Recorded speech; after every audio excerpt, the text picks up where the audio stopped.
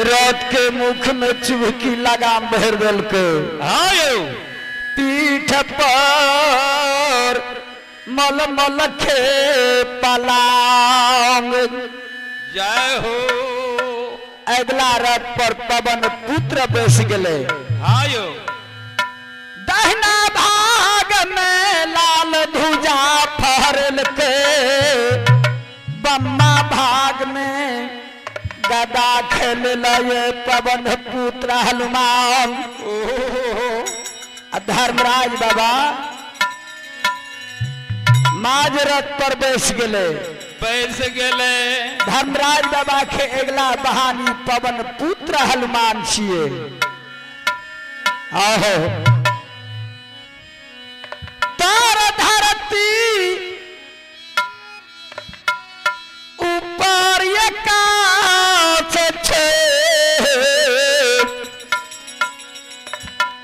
दल कई बीच गगन पवन पुत्र हनुमान।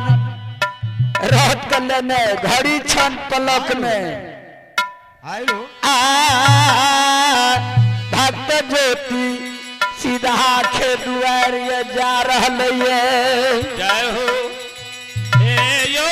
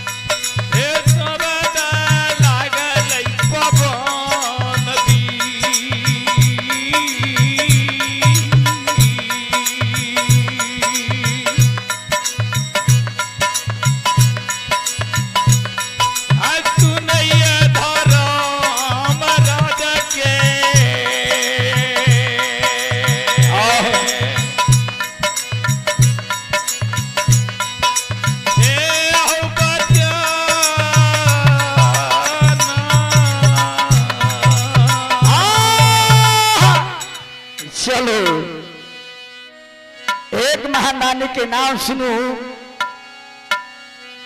हमारे कुसुमलाल बाबा महात्मा जी, नंद बाबा महात्मा जी, अरे भगत लोग कथा के कथा में जय हो। 51 रुपया दाम दिल तो वही बाबा ये आशीर्वाद के रूप में आगे दिल बाबा से आशीर्वाद ले सके छी, उ दुनिया का आशीर्वाद दैया, हमें यहाँ ओकरा नहीं दे सके, ये प्रभु जी दे सके, क्या तो ओकर भक्त छिए। तो चलू बाबा के चरण कमल में क्रोटी क्रोटी प्रणाम, और बाबा के समस्त परिवार